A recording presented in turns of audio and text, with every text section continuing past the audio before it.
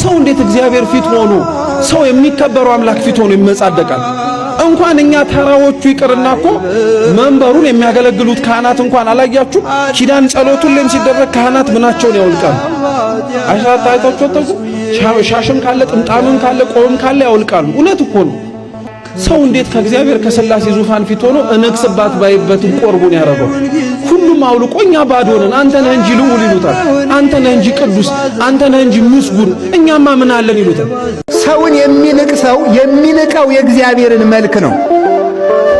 የአንድ ትልቅ ባለስልጣንን ፎቶ ይዞ ያንቋሸሸ ሰው ያንን ባለስልጣን እንደናቀ ተቆጥሮ የሚታሰር ከሆነ በሰው ላይ የሚመጻደቅ ራሱን መልካም የሚያደርግ ራሱን ጥበበኛ የሚያደርግ ራሱን የጀግና ዘር የሚያደርግ ራሱን እንደ ጥበበኛ ሌላውን እንደ ደንቆሮ የሚቆጥር ራሱን እንደ ደግ የሚቆጥር በዚያ የሚመካ የራሱን ታሪክ እየዘረዘረ የሚመጻደቅ ሰው እንዲህ ያለ ሰው የእግዚአብሔርን መልክ የናቀ ነው በእውነቱ ማለት ነው። ሰውን እየተሳደቁ እግዚአብሔርን ማረኝ፣ ሰውን እየናቁ እያንቋሸሹ አይገሌ አይረባም፣ ገሌ እንኳን የገሌ ንግግር አይረባም፣ አርፈ ቁጭ በል አንተ ያልገባህ ነገር ነው እያሉ እግዚአብሔር ሲፈጥር ንቆ ያልተወውን ሰው እንዴት እኛ እንንቃለን? ምን ስልጣን ሳለን? ሰውን አይደለም ውሻ የመናቅ ስልጣን እንኳን የለንም። እመቤታችን ውሃ ስትቀዳ ውሻው ሲመጣ ሌሎች ሴቶች ሲያባረሩት እሷ ልታጠጣው ስትል እንዴ አንቺ ስለ እንዴት ያለች ቸርነኝ ሲሏት ምንድነው ያለች? እግዚአብሔር ሲፈጥር ንቆ ያልተወውን ውሻ እንዴት እኔ ንቀዋለሁ ነው ያለች።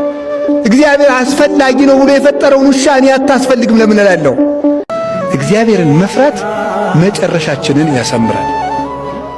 እግዚአብሔርን አለመፍራት ለጊዜው ሊያስጨበጭብልን ይችላል፣ ሊያስወድሰን ይችላል፣ ወዳጅ ልናበዛበት እንችላለን፣ ሙቆን ደምቆን ልንኖርበት እንችላለን፣ ከፍ ባሉ ሰዎች ዘንድ ወዳጅነት ልናተርፍ እንችላለን። እግዚአብሔርን ሸውደን ያገኘነው ነገር ግን አንኮታኩቶ ገደል ይጥላል። እርግጠኛ ሆኜንም ነግራችሁ እግዚአብሔር አይታለልም። በሰው ዘንድ ዘመን ለመወደድ የእግዚአብሔርን ቦታ እንዳናጣው እግዚአብሔር ይጠብቃል። ሰዎች አንተን መጥተው ሲያመሰግኑ አንተ ደግሞ በልብህ እግዚአብሔርን አመስግን። ሰዎች ያንተን ትልቅ ነገር ሲያዩ አንተ ደግሞ ውስጥህ ላይ የተደበቁ ኃጢአቶችን ተመልከት። እነዚያን ኃጢአቶችን ስትመለከት አንተ ራስህን የማመስገኛ እድል አይሰጡህም። ቅዱስ ዳዊት ስለዚህ ምን አለ? መዝሙር 50 ላይ ኃጢአቴ ሁል ጊዜ በፊቴ ነው አለ። ኃጢአቴ ሁል ጊዜ በፊቴ ነው አየዋለሁ ማለት ነው። ኃጢአቱን እያየ ክብር የሚሰማው ማን አለ? እነዚያ ሰው ፊት የማያቆሙ ውርደቶቹን እያየ ትልቅ ነኝ ብሎ የሚያስብ ማን አለ? ማንም አያስብም። ስለዚህ በእግዚአብሔር ፊት እንድንታይ ከፈለግን ሁልጊዜ ውስጣችን እግዚአብሔር የሚያቸውን እንደተሰጣ ስጦ ተገልጠው በሰው ፊት ደግሞ በልብስ የሸፈናቸውን ማንነቶቻችንን እያየን ዝቅ ማለት ይገባል። ቤተክርስቲያን ስትሄድ አትሰቀቅ ማለት ነው። ምንም ሆነ ሂድ፣ ከክርስቶስ ቤት ተፈውሰን የምትወጣ ሌባሁን፣ አመንዝራሁን፣ ነፍሰ ገዳይሁን፣ ቀማኛሁን ምን ሁን ወደ ክርስቶስ ቤት ስትመጣ ሊፈረድብህ አትመጣም፣ ሊምርህ ነው ያመጣ። ቤተክርስቲያን የምህረት ቤት ናት። ቅዱስ ዮሐንስ አፈወርቅ ቤተክርስቲያን ሐኪም ቤት እንጂ ፍርድ ቤት አይደለችም ይላል። እኔ ኃጢአተኛ ልጅ ነኝ፣ ጠልቼ አይደለም ተታልዬ ነው በሉት። ደክሞኝ እንጂ ክጄህ አይደለም በሉት። ከቦርሳ ውስጥ በወድቅም ያንተ ገሪም ነኝ፣ ከመንጋ ውስጥ ብጠፋም ከበጎችህ አንዱ ነኝ። ከፊትህ በኃጢአት ምክንያት ብርቅም ከልቤ ግን አላወጣውም በሉት። የትም ብትወድቁ ያነሳችኋል። ወገኖቼ ሰይጣን ይሄን ያህል ከጣለን እግዚአብሔር ደግሞ እንዴት እንደሚያነሳችሁ አስቡት። ወደማናውቀው ክብር ነው የሚያደርሰን እግዚአብሔር። እየጠበቀን እኮ ነው እግዚአብሔር። ወገኖቼ ወጣቶቹ እመኑት፣ ሲያሳፍራችሁ ይሁት። እግዚአብሔር ማንን አሳፍሮ ያውቃል? አንተው እያስተካከልክ ያዘኝ ነው የሚባለው። ከእጅህ አታውጣኝ፣ ወደ ቤቴ የመጣውን አስወጥቼ አልሰደውም ብለሃልና አንተ አስተካክል። ብቻዬን አልሆነልኝም። እስተካከላለሁ ብዬ ያቀድኩት ብዙ ነበር። ብዙ ቀን እየማልኩ እየተገዘትኩ ለመስተካከል ወስኛለሁ። ግን እርዳኝ ጌታዬ፣ አቅቶኛል ማለት ያስፈልጋል። ራስን በእግዚአብሔር እጅ ወሮሮ መጣል ያስፈልጋል። ለዚህ እኮ ነው መመካቴ ከሻክሬ ነው ማለቴ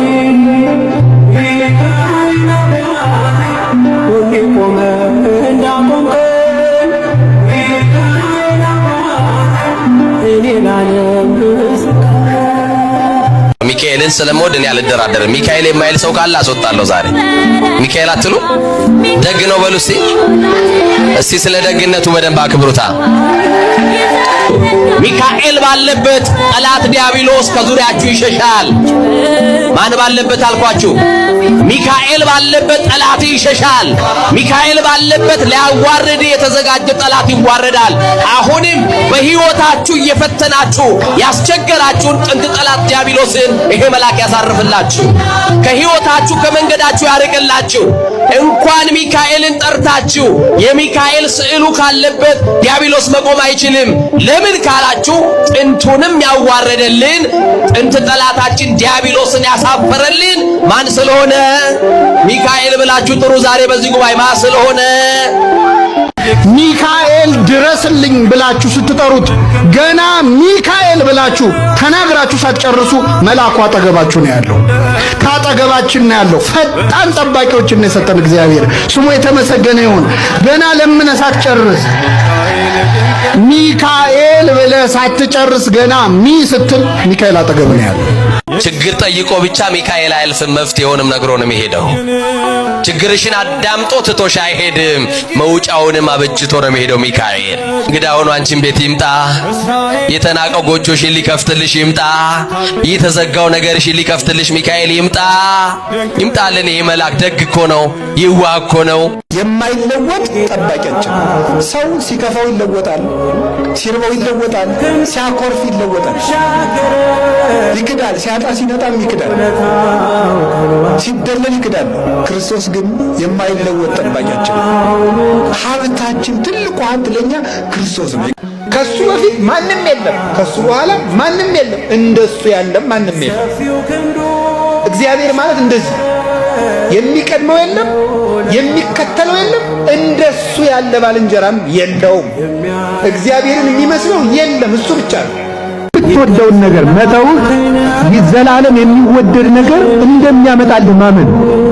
10 ደቂቃ የሚያስደስትህን ነገር በማለፍህ 10 ዓመት የሚያስደስት ነገር እንደሚያመጣልህ እሱን ማመን ደስታም ይሰጣል። ነገን ማየት ነው ዛሬ ሊያሳልፈን የሚችለው። ነገን የሚያዩ አይኖች ዛሬን መሻገር ይችላሉ። ያንን ነው የእምነት ሥራ ያለው። ለእምነት ሥራ አለት ማለት ክርስቶስ ለሚመርጠው ነገር አብልጠህ ኑር። ከሁሉ በላይ ሊቀድምብን የሚገባው እግዚአብሔር።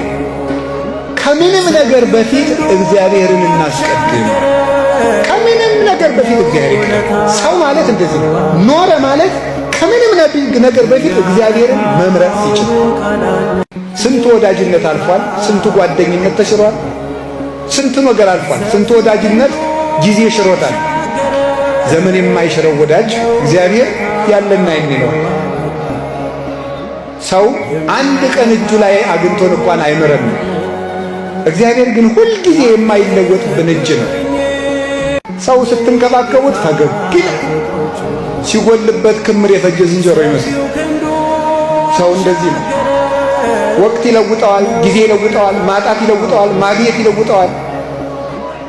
ሰው ባየበት ይዘንባል፣ ባየበት ይፈሳል፣ ባጣበት ይደበቃል። ሰው እንደዚህ ነው። ወዳጅነቱን ይለውጣል፣ ፍቅሩን ይለውጣል፣ ቃል ኪዳን ይለውጣል፣ መሐላውን ይለውጣል፣ ጉልበቱ ይለውጣል፣ ሁሉ ይለውጣል። እግዚአብሔር ግን እንደ ትናንት ነው። ረክሰን ስንመጣ በንጹህ እጆቹ የሚጠብቀን፣ ፊቱ የማይከፋ ቤቱ የማይዘጋ፣ የምሕረት እጁ የማይታጠፍ ሰጥቶ የማይጎልበት፣ ተው በቃኝ የማይጸየፍ እንደ ትናንት ነው የሚኖር ያለና የሚኖር እግዚአብሔር ነው። ደስ ይለኛል ይህን ሳስበው። ለምንድን ነው የማልለወጠው? ለምንድን ነው በምሰማው ቃል እግዚአብሔር በምዘምረው መዝሙር ስሜታዊ ሆኜ አለቅሳለሁ? ቃሉ ነዶኝ እኮ ውስጤ። ከዚች በኋላችን ነገር አላረግም ብዬ እምላለሁ፣ እገዘታለሁ፣ ደግሞ መልሼ እዛው እገኝበታለሁ። ለምንድን ነው በምሰማው ቃል እግዚአብሔር፣ ለምንድን ነው በማደምጠው ትምህርት ልስተካከልና እንደ አምናው እንደ ካቻምናው እንዳልሆን ማረግ የሚጠበቅብኝ ብትሉ መልሱ ሁለት ነው። አንደኛው ሰው ለምን በቃለ እግዚአብሔር ልለወጥ አልቻልኩም ብሎ ሲጠይቅ ለራሱ መጠየቅ ያለበት መቼ ነው መጨረሻ የቆረብከው ተብሎ። መቼ ነው መጨረሻ የቆረባችሁት? መቼ ነው የሰማችሁትን ቃል የበላችሁት? መቼ ነው ያደመጣችሁትን ቃል የጠጣችሁት? ግድ ነው ሰው በሚሰማው የሚለወጠው ተግባሩ የሚጠይቀውንም ጭምር ማድረግ ሲችል። ውሎ ማደር እንዴት ያለ ትርፍ ንግድ መሰላችሁ! ተንቀሳቅሶ ማደር፣ ተንፍሶ ማደር፣ ተቀምጦ መዋል ራሱ እኮ ትርፍ ነው። ከጎለቱ ስራ ፈታችሁ አይደለም። የማያስቆም የማያስቀምጥ ደዌ ያለባቸው አሉ። መቆም ትርፍ ነው በእውነቱ ማለት ነው። መራብም እኮ ሲቻል ነው። በሽታ ሲመጣ እንኳን መጥገብ መራብም አይቻልም፣ በሽታው ይዘጋልና ማለት ነው። ስለዚህ ሁሉም ነገር ይህ ዓለም ለትርፍ የተፈጠረ ነው። ሰው ነጋዴ ነው፣ ይህ ዓለም ለትርፍ የተፈጠረ ነው። አበው በዚህ ዓለም አተረፉበት፣ ያላተረፉበት ነገር የለም። እኛ እንዳንከስርበት እግዚአብሔር ይርዳን። እግዚአብሔርን የተመገቡ ሰዎች ግን ከተማ ቢከባቸው እንኳን አይፈሩ። ሁልጊዜ በደስታ ይኖራል። ጦርነት ውስጥ በሰላም ይኖራል።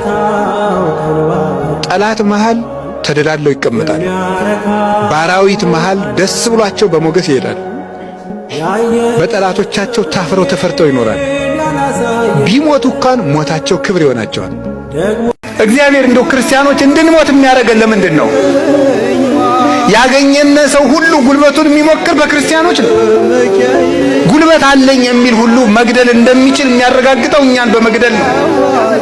የክርስቲያኖችን እንኳን ትልልቆችን ሕፃናትን አንቆ በመግደል ጀግንነት የሚመስላቸው ሰዎች ናቸው አሉት።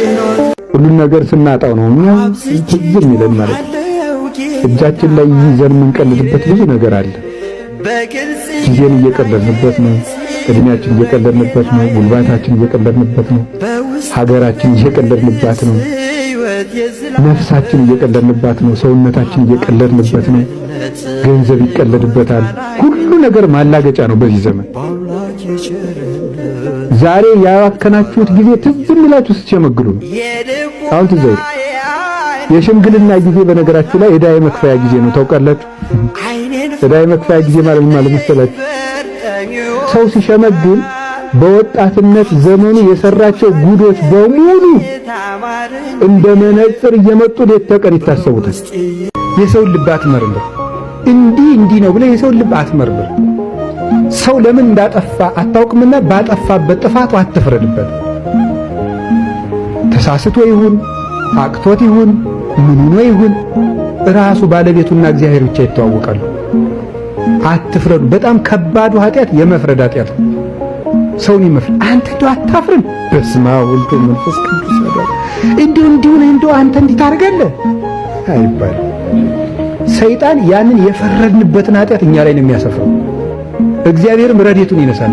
ሁሉን የሚችል ላይለየን ቃል የገባልን በደልንም አልበደልንም አብሮን የሚኖር ሲኖር ደግሞ የሚችል አባትም አምላክም ስላለን በተስፋ በሉ ደስ ይበላችሁ። እግዚአብሔር ቀን አለው የተዋረደውን የሚያከብርበት። የአልዓዛር ቀን ይመጣል ያልኳችሁ ይኸውላችሁ፣ ያቺ ቁስሉን ያከበት የነበረችው ጣቱ እንኳን የምትፈለግበት ቀን ይመጣል። ባለጸጋው ነው እንዳላለ አልዓዛር ጣቱ ውሃ ነክሮ ምላሴን ያበርድልኝ ዘንድ አልዓዛርን ስደድልኝ አይል መሰላችሁ? እንዳለቀስክ አትቀርም አንተ ክርስቲያን።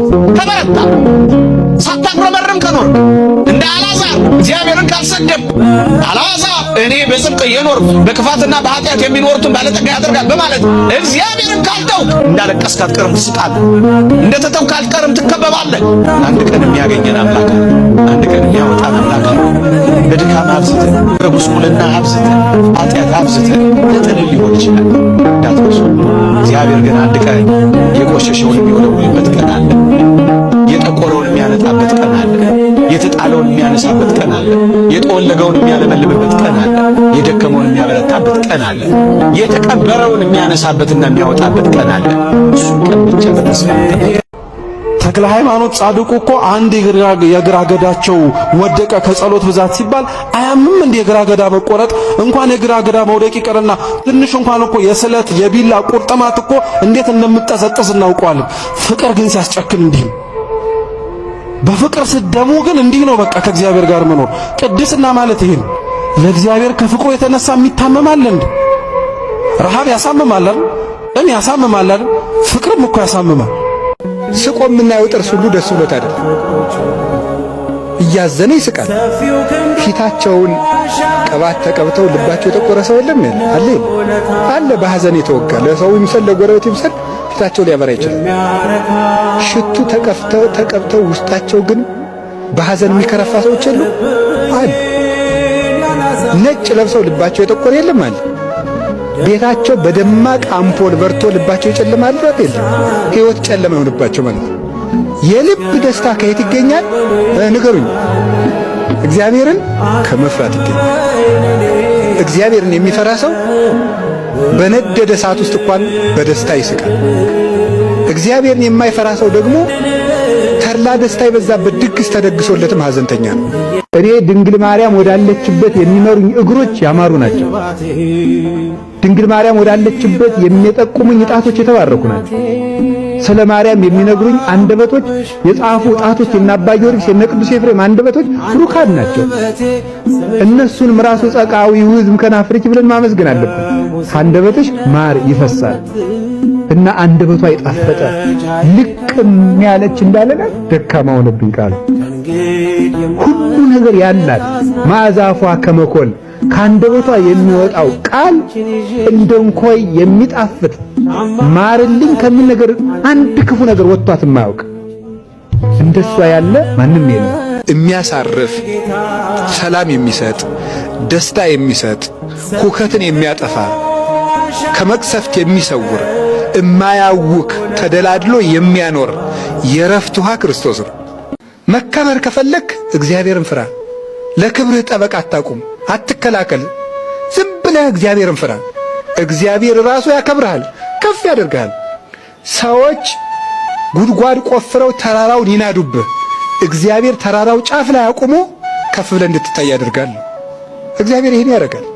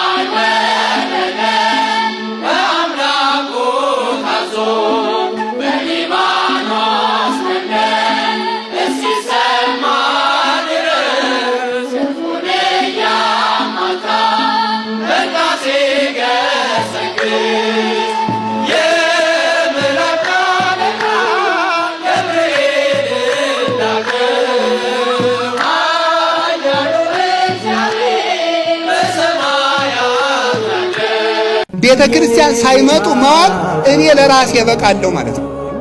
ሳይጸልዩ መዋል ቀኑን እኔ በሰላም የመኖር ስልጣን አለኝ፣ እግዚአብሔር አታስፈልገኝም ማለት ነው። ማታ ሳይጸልዩ ማደር ሌሊቱን እኔ ራሴ በቃዋለሁ፣ ለሌሊቱ ጥበቃ አንተ አታስፈልገኝም ማለት ነው።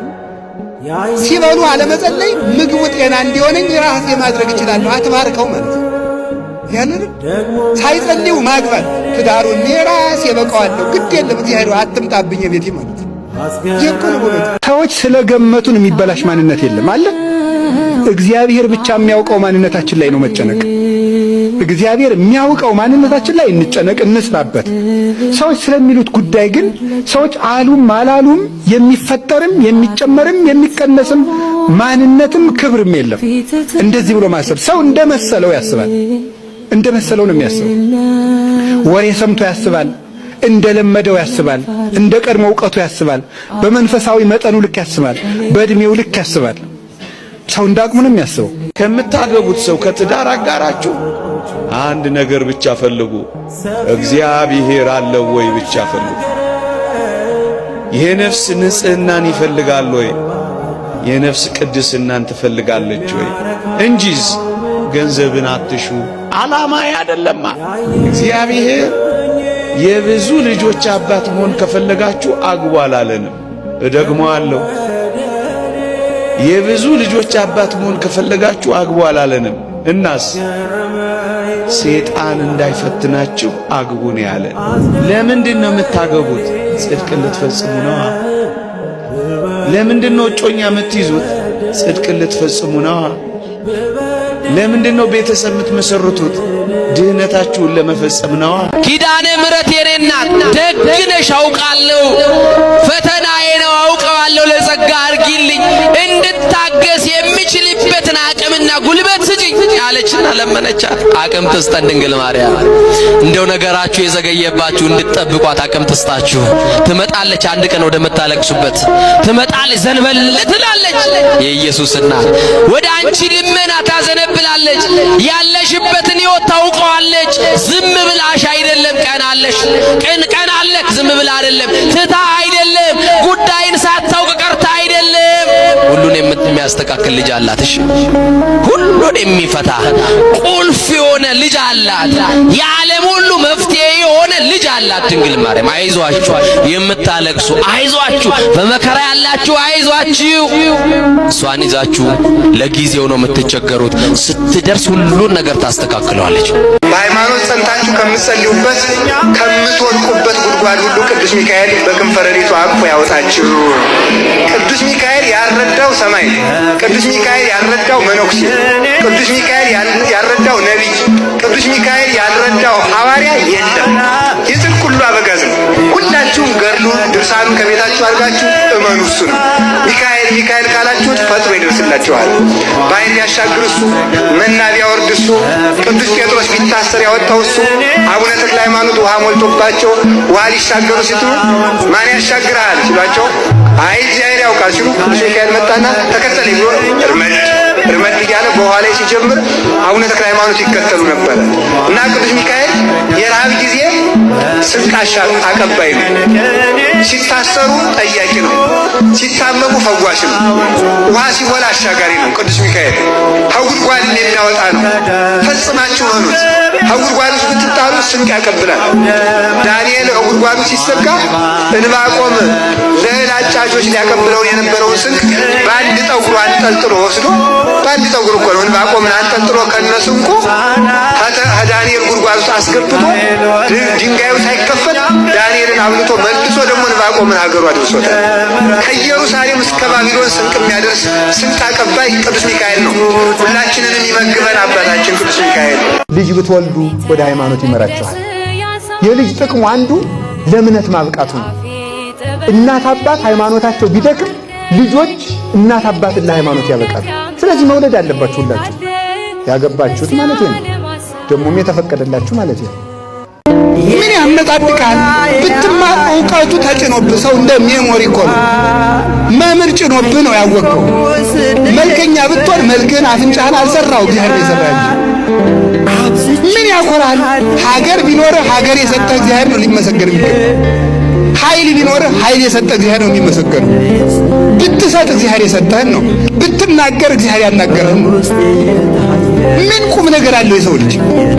እኛ እንዲህ ያለ እየቆራን ነው መኖር ያቃተን፣ ከሰው ጋር መኖር ያቃተን። እኔ ከዚህ በኋላ ሁለተኛ ኃጢአት አልሰራም። ትዕቢት ነው ይሄ። እንደዚህ አይባልም። እግዚአብሔር ይጠብቀን ይባል። 80 ዓመት ዋሻ ውስጥ የተጋደለ መነኩሴ ነበረ። ከዚህ በኋላ ከተማ ሄጄ 1 ወር አርፌ ልመጣ ነው አለ። ይተው አባ፣ ሴት አይተው ስለማያውቁ ይወድቃሉ አሏቸው። እኔ አባ 80 ዓመት ተቀጥቅጬ ተጋድዬ መላእክትን ለማየት በቅቼ የራስህን ውድቀት ተናገር አሉ።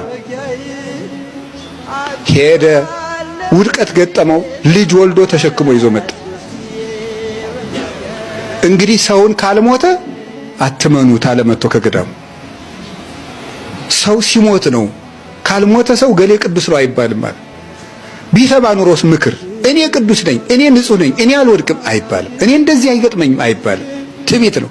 ጻድቁ ኢዮብ እንደተናገረው ፀሐይና ጨረቃ እንኳን ንጹሃን አይደሉም በእግዚአብሔር ፊት። እየሰማችሁ ነው።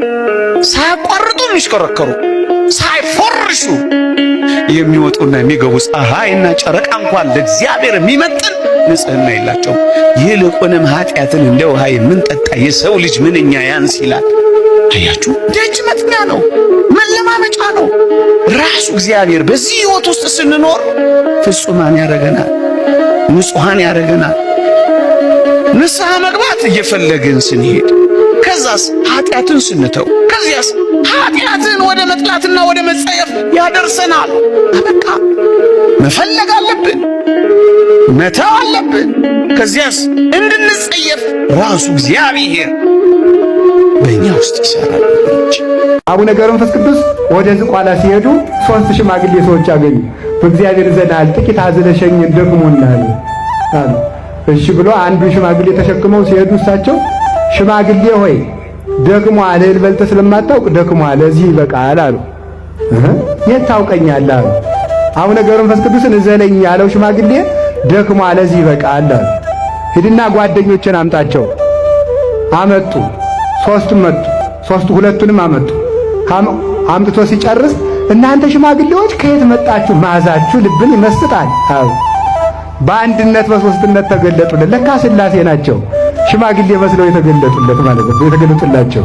ስለዚህ አብ ምን ይላል ደራሲው? ስለዚህ ምን አለ? አብ በዘባኑ ወልድ በዘባኑ መንፈስ ቅዱስ በዘባኑ ዘሐዘልዎ በኪዳኑ ብሎ ይናገራል። ተመልከቱ። አብ ወልድ መንፈስ ቅዱስን ለማዘል የበቃ ማን? አቡነ ገብረ መንፈስ ቅዱስ። እግዚአብሔር በሽማግሌ አምሳል የተገለጠላቸው። ሰው እኮ እግዚአብሔር የሚገለጥልኝ የሚመስለው እንደው የሆነ ንጉሥ መስሎ እያንጸባረቀ ነው። እግዚአብሔር ነዳይ መስሎ ይመጣል። እግዚአብሔር ሽማግሌ መስሎ ይመጣል። ዛሬ ወጣትነታችሁ ካላገጣችሁበት ኋላ ዕዳ ይተርፋችኋል፣ ትናፍቁታላችሁ። አቤት ወጣትነት እንዴት መታደል ነው ይላል። ያ ወጣትነት እንዴት መታደል ነው የምንልበትን የሽምግልና ሐሳብ እንዲሁ ዛሬ ማን ወሰጠው? እጃችሁ ላይ ያለውን ነገር በደንብ ተጠቀሙበት። እውነቴን ነው። በደንብ አታባክኑት። ትኩስ ጉልበት፣ ሩጦ የሚያመልጥ ጉልበት፣ ተንበርክኮ የሚነሳ ጉልበት፣ ነቅቶ ማንበብ የሚችል አይን፣ ያልተጨማደደ መነጽር የማይፈልግ አጥርቶ ማየት የሚችል ማያድ የማይችል የማይደክም ሰምቶ የማይታክተው ምድር ይዞ የማይነሳ የተስተካከለ የተከናወነ ሰውነት ይዞ ሰው በኋላ ጥቅ ፍቁር አብያት ይከተላል። በኋላ ሲጣ አይ ወጣትነት፣ አይ ልጅነት፣ አይ ችግር ብትል የለ ጎብጦ የተባበሩ በሽታዎች ይመጣሉ። እንጂ አይን ይፈዛል፣ ወገብ ይጎብጣል፣ ይደነግዛል፣ እግር ይጎብጣል፣ ማንበብ አይቻል በመነጽር መጻሕፍትን እንደታመመ ሰው የታመመ ሰው ወጥ እየተከሸለ እየሳሳ መብላት እንደማይችለው መጻሕፍት ሁሉ ታጥታው እያያቸው ተሳሳለ። እኔም አይኔ ደግሞ ማለት ይችላል። ጎበዝ የእጃችሁ ላይ ያለው ነገር እንዳታጡት ተጠንቀቁ። ብዙ ነገር እጃችን ላይ አለ፣ እየባከነ ነው። አንዳንዶቻችን ንጹህ ሆነን መቅረብ እንፈልጋለን። ወገኖቼ ይህ የተዘጋጀው መስዋዕት፣ ይህ የተሰራው ሥርዓት ለንጹሃን እንዳይመስላችሁ ኃጢአተኞች ለሆን ነው። ለኛ በጣም በሽተኛ ነኝ ካላችሁ ወደ ሐኪሙ ትመጣላችሁ። በጣም ቆሽሽ ያለው ካላችሁ ወደሚያነጻው ትቀርባላችሁ። የምንቆርበው በጣም ታማሚዎችና ደካሞች በሽተኞች ስለሆነ ነው፣ ጻድቃን ስለሆነ ነው። ንጹህ እስከመሆን ድረስ አልቀርብም ካላችሁ ግን እመኑኝ አባቶቻችን እንደሚሉት መቼም ንጹሃን ሆነ የሚያነጻ ነጽያ። አንድ የወደክበትን ተረዳ፣ 2 ምክንያተኝነትህን ተው፣ 3ኛ ነገን አትፍራ። ብዙዎቻችን አሁንስ እሺ ንስሐ ልግባ ነገ ብወድቅስ፣ አሁንስ እሺ ልመለስ ነገ ብሳሳትስ። ብዙዎቻችን ነገን እየፈራን ኃጢአት ብሰራስ፣ እንደገና ብወድቅስ፣ እንደገና ብበድልስ፣ እንደገና ፍርሃት። ኦርቶዶክሳውያን የእግዚአብሔር ቃል በግልጽ እንዲህ ይላል። ትንቢተ ኤርምያስ ምዕራፍ 8 የወደቁ አይነሱምን? የሳቱስ አይመለሱምን? ይላል። አንድ ነገር አንርሳ፣ ብንወድቅ እንነሳለን፣ ብንሳሳት እንመለሳለን። የመድኃኔዓለም የሚዘክር ሰው ግን ሌሎች ነፍሳትን ጨምሮ ከሲኦል ያወጣል። የመድኃኔዓለም ዝክር የሚዘክር ሰው ጠላውን ብትጠጡት እንደ ጸበል ቁጠሩት። የመድኃኔዓለም ዝክር ንፍሮውን ብትበሉት እንደ መድኃኒት ቁጠሩት፣ ይፈውሳችኋል። አክብራችሁ ከተጠቀማችሁት ማለት ነው። ድንግል ሆይ የእግዚአብሔር ማደሪያ ንጹሕ አዳራሽ ነሽና ጠላቶቼ ያቺ የሚመካባት እመቤት ወዴት አለች ብለው እንዳይዘባበቱብኝ እኔን ባሪያሽን ለሐዘን ለትካዜ አሳልፈሽ አትስጭኝ። እመቤቴ ማርያም ሆይ የዚህን ዓለም ቅባት ዘይት አይደለ የምስጋና ሽቱ መቀባት ለተገባው ራስሽም ሁሉ ሰላምታ ይገባል። ድንግል ሆይ በነፍሰ ሥጋ በውስጥ በአፋ ንጽሕት ነሽና እኔን ኃጥኡን ባሪያሽን በቅዱስ ቁርባኑ ፍም ሁሉ ያነጻኝ ዘንድ ሰማያዊውን ቄስ ሱራፊን ሁሉ ዘዥልኝ። ጌታ ሆይ ሃይማኖት የሚያስገድ መከራ ሳይመጣብን ጌታ ሆይ ቶሎ ወደዚህ ከተማ ውሰደን ብንለው ይሻላል አይሻል? አዎ የሚያስጨንቅ መከራ መጥቶ አንተን ሳንክድህ ጌታ ሆይ ናና ውሰደን ብንለው አይሻል? እንዳመን እንዳስቀደስ እንደቆረብን ቤተ መቅደስ እንደተመላለስ የዚህ ዓለም ሐሳብ ሳያታልለን የዓለም ምኞት ሳይማርከን የዓይን አምሮት ሳያስቀረን አንተን ብቻ እያየን ጌታ ሆይ እባክህ ናና ውሰደን ብንለው አይሻል? ሳንጠራጠር ሳንክድህ በመከራዎች ብዛት የሚመጣውን ዓለም ትተን ለዚህ ዓለም ሳንገዛ እባክህ ጌታ ሆይ አሁን ናና ውሰደን ብንለው አይሻል? እንዳመንነው ብንሞት፣ ንጹሕ እንደሆንን ብንሞት፣ እንዳገለገልነው ብንሞት፣ እንደተገዛንለት ብንሞት፣ እንደፈራነው ብንሞት ናና ውሰደን። ፈተና በመጣብን ጊዜ እግዚአብሔር እንደሚወዳችሁ ተመልከቱ። እውነቴን የምነግራችሁ ራስቼ ስለኖርኩ እማስታውስበት መከራ ሰጠኝ ተብሎ ነው መመስገድ ያለው። አንተን እንዳስታውስህ የመጥሪያ ደብዳቤ ላክልኝ። መጽሐፍ ቅዱስን ደብዳቤ ጽፎ ላከ፣ ንስሐ አባት ላከ፣ መጽሐፍትን ጽፎ ላከ። በቅዳሴ ጠራን፣ በትምህርት ጠራን፣ በመዝሙር ጠራን። ወንድሞቻችን ሲመጡ በመከራ ጠራን፣ አልተመለስም። መጨረሻ ላይ ደግሞ የመከራ መልእክት ይልካል። እባካችሁ ኑ ነው። ለምኖ የሚያድን አምላክ እንደ እግዚአብሔር ያለ አለ? ለምኖ እኮ ነው የሚያድን። ፈተና በመጣብን ጊዜ እግዚአብሔር እንደሚወዳችሁ ተመልከቱ። እውነቴን የምነግራችሁ ራስቼ ስለኖርኩ እማስታውስበት መከራ ሰጠኝ ተብሎ ነው መመስገድ ያለው። አንተን እንዳስታውስህ የመጥሪያ ደብዳቤ ላክልኝ። መጽሐፍ ቅዱስን ደብዳቤ ጽፎ ላከ፣ ንስሐ አባት ላከ፣ መጽሐፍትን ጽፎ ላከ። በቅዳሴ ጠራን፣ በትምህርት ጠራን፣ በመዝሙር ጠራን። ወንድሞቻችን ሲመጡ በመከራ ጠራን፣ አልተመለስም። መጨረሻ ላይ ደግሞ የመከራ መልእክት ይልካል። እባካችሁ ኑ ነው። ለምኖ የሚያድን አምላክ እንደ እግዚአብሔር ያለ አለ? ለምኖ እኮ ነው የሚያድን። እውነቴን ልንገራችሁ፣ ስነ ምግባር ባይኖረኝ ራሱ እኔ ከዚህ ቤተ ክርስቲያን ሞቼ እንኳን አልወጣም። ምንም ቢሆን ምንም ነገር ከዚህ ቤተ ክርስቲያን ሊያወጣኝ አይችልም። እንደዚች ያለች ቤተ ክርስቲያን ነውር የሌለባት አትገኝም፣ የለችም። እሷም አንድ ናት። አንድ ቀን ተሳስተሽ በፈጸምሽው ኃጢአት እኮ ነው ህይወትሽ የሚበላሽ። አንድ ቀን ከዛ በኋላ እኮ ቀና ማለት የሚከብድሽ። ከዛ በኋላ እኮ መነሳት ሰው መሆን የሚያቅት። የእግዚአብሔር ምሕረት ማሰብ ከብዶ እኮ ከወደ ምሕረቱ የራቀው ከደጁ የራቀው አንድ ቀን በሰራው ኃጢአት። የሞተ ወንድማችን ካለ ልብሱን በዘባነ ሩቃን፣ መብሉን በከርሰ ርሁባን፣ መጠጡን በጉሬ ጽሙዓን ማስቀመጥ ነው አደራ። ለሞተ ወንድማችን ማዘን ማለት ይሄ ነው። ትቶት የሄደውን ልብሱን በተራቆተ ሰው ጀርባ ማስቀመጥ፣ ትቶት የሄደውን እህሉን በተራቡ ሰዎች ሆድ ማስቀመጥ፣ ትቶት የሄደውን መጠጡን በተጠሙ ሰዎች ጉሮሮ ማንቆርቆር፣ ደሃ ወዴት አለህ ማለት። ያ መልሶ ከናፈቅናት እናታችን ከናፈቅነው አባታችን ጋር ያገናኘናል። በብሩህ ገጽ በወልደ እግዚአብሔር ሕያው ቀኝ ለመቆምም እንችላለን። አንዳንድ ነገሮች ያለ ክርስቶስ ሰው የማያውቅልን ችግሮች አሉ። ለሰው ስንነግረው ከመተቸት በቀር መልስ የማይሰጣቸው እግዚአብሔር ብቻ የሚመልሳቸው ጥያቄዎች አሉ። እግዚአብሔር የሚረዳ ወዳጅ፣ እውነተኛ ወዳጅ ክርስቶስ ማለት ነው። ወንድም፣ እህት፣ እናት፣ አባት ወዳጅ ነው። ጓደኛ ማቾች ናቸው። ሁለቱም ተመሳሳይ ጥያቄ አምላካቸውን ጠይቀውታል። እግዚአብሔር ግን እንዲህ አደረገ። ለአንደኛው የጠየቀውን ሰጠው፣ ለአንደኛው ደግሞ የጠየቀውን ከለከለው እና የተከለከለው ክርስቲያናዊ ሰው እግዚአብሔርን ጠየቀው። ጌታ ሆይ የጠየቅንህ ተመሳሳይ ጥያቄ ነው፣ አቋማችንም አንድ ነው። ለወንድሜ ሰጠኸው ለኔ ደግሞ ከለከልከኝ፣ ይህ የሆነው ለምንድነው ብሎ ጠየቀው። እናም አባታችን እግዚአብሔር መልስ ሰጠው። ምን የሚል መልስ? ልጄ ሆይ ለሱ በከለክለው ይጠፋብኛል፣ አንተን ደግሞ ብሰጥህ ምን ትሆንብኛለህ?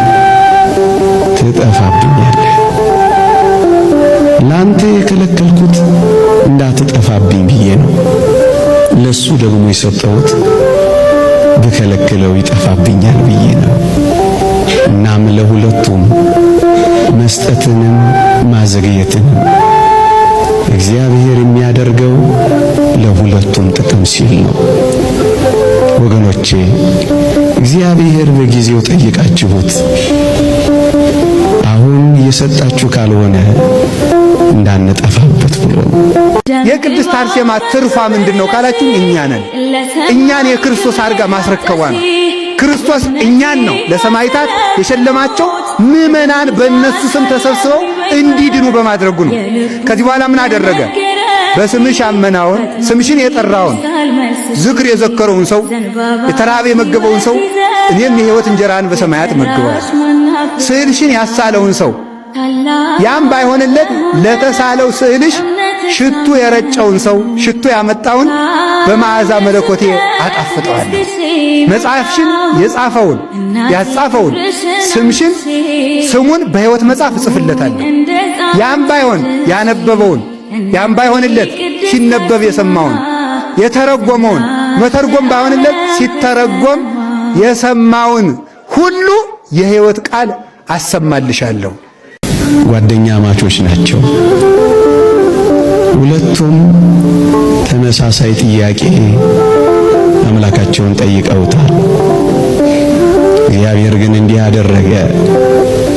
ለአንደኛው የጠየቀውን ሰጠው፣ ለአንደኛው ደግሞ የጠየቀውን ከለከለው እና የተከለከለው ክርስቲያናዊ ሰው እግዚአብሔርን ጠየቀው።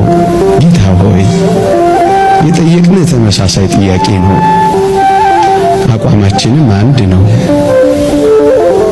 ግን ለወንድሜ ሰጠኸው ለኔ ደግሞ ከለከልከኝ፣ ይህ የሆነው ለምንድነው ብሎ ጠየቀው። እናም አባታችን እግዚአብሔር መልስ ሰጠው። ምን የሚል መልስ? ልጄ ሆይ ለሱ በከለክለው ይጠፋብኛል፣ አንተን ደግሞ ብሰጥህ ምን ትሆንብኛለህ? ትጠፋብኛለህ። ላንተ የከለከልኩት እንዳትጠፋብኝ ብዬ ነው። ለሱ ደግሞ የሰጠሁት በከለክለው ይጠፋብኛል ብዬ ነው። እናም ለሁለቱም መስጠትንም ማዘግየትንም እግዚአብሔር የሚያደርገው ለሁለቱም ጥቅም ሲል ነው። ወገኖቼ እግዚአብሔር በጊዜው ጠይቃችሁት አሁን የሰጣችሁ ካልሆነ እንዳንጠፋበት ብሎ ነው። ተስፋ መቁረጥ አረባም ማለት በኃጢአት ከወደቀ በኋላ ብዙ ሰው የማይመለስበት ምክንያት መጽደቅ ይፈልጋል። ክርስቶስን ይወደዋል። ስዕሉንም እንኳን ቀና ብሎ ለማየት ኃጢአቱ እያሰፈረው አንገቱን ደፍቶ የሚያለቅስ ብዙ ሰው አለ። ግን ኃጢአቱን እንዳይተው ደግሞ ተስፋ አለቀበት። ሰይጣን ብሎ የሚያሳጣን ተስፋ ነው። ዓለምን የሚያሸንፈው ምን እንደሆነ ታውቃላችሁ? በዓለም ብቸኛው ጉልበት ተስፋ ነው። ሰው የሚጠፋም በተስፋ ሲያጣ ነው። መድኃኔ ዓለም ደግሞ አንጽቶ የማይደፈርስ ውሃ ነው። ከአንድ ኩሬ 10 ሰው ቢታጠብበት ይደፈርሳል። መድኃኔ ዓለም ግን ዓለም ሁሉ ቢታጠብበት የማይደፈርሰው ውሃ ንጹሕ ውሃ እሱ ነው። የማይጸየፈን ውሃ፣ የማይከለከል ውሃ፣ ነፍስን የሚያነጻ ውሃ፣ ልብን የሚቀድሰው ውሃ፣ ቆሻሾቹን አንጽቶ ብርሃን የሚያለብሰው ውሃ ያ ክርስቶስ ነው። ቅዳሴ ሲቀደስ ሰምታችኋል? ካህኑ እንዲህ ሲል እናንተ የምታዩትን ያዩ ዘንድ ብዙ ነቢያት ጻድቃን ተመኙ፣ ግን አላዩም። እናንተ የምትሰሙትን ይሰሙ ዘንድ ብዙ ነቢያት ጻድቃን ተመኙ፣ ግን አልሰሙም። የእናንተ ያዩ ዓይኖቻችሁ የሰሙ ጆሮዎቻችሁ የተመሰገኑ ናቸዋል። ወንጌልን ለመስማት ፈልገው ያላገኙ ወንጌል የተባለ ክርስቶስን ለማየት ተመኝተው ያላዩ፣ ለመብላት ለመጠጣት ተመኝተው ያልጠጡና ያልበሉታል። ቢያንስ ይሄ ደጅ ለኛ ክፍት ነው። ዘመኑ ክፉ ነው፣ ዘመኑ ባዶ ነው፣ ዘመኑ እንዲህ ነው ከማለታችን አስቀድመን በዚህ ዘመን ያለንን ደግሞ መልካም ዕድል እንዳንረሳ። እቺ የምናማራት ዓለምና እቺ የምናማራት መሬት ላይ አቡነ ተክለ ሃይማኖት በሰሜንም በደቡብም በምስራቅም በምዕራብም በወንጌል አርሰዋት ክርስትና እምነት እንደ ብርሃን እንዲያበራ አድርገውባታል። ማቴዎስ የትላንትና ኃጢአቱን ትቶ የተመለሰ ሰው ነው። ቀራጭነቱን ረስቶ በዛም አልተወነጀልም። የትላንትና በደላቸውን ረስተው እግዚአብሔር እንዲያስተካክላቸው የመጡ ሰዎችን እግዚአብሔር ይቅር ሲላቸው እኛም ማንላቸው አንብስም። አላውቅልህም የት እንደነበርክ እያልን የምናሸማቀቃቸው፣ ደና ሰው አትመስልም ቆመ ስታስቀድስ የምንላቸው፣ ከዚህ ስትወጣ ምን እንደምታረግ የማናውቅ መሰለህ እያልን ሐሳባችን፣ አንደበታችን፣ ድርጊታችንም ጭምር የሚዘልፋቸው ሰዎች አሉ። ማቴዎስ የትላንትና ቀራጭነቱን አይደለም ክርስቶስ ሲጠራው ያየው የነገ ሐዋርያ መሆኑን ነው። ጳውሎስን ሲመለከተው ሲጠራው የትላንትና አሳዳጅነቱን አይቶ አይደለም ምርጥ ቃነቱን ተመልክቶ ነው።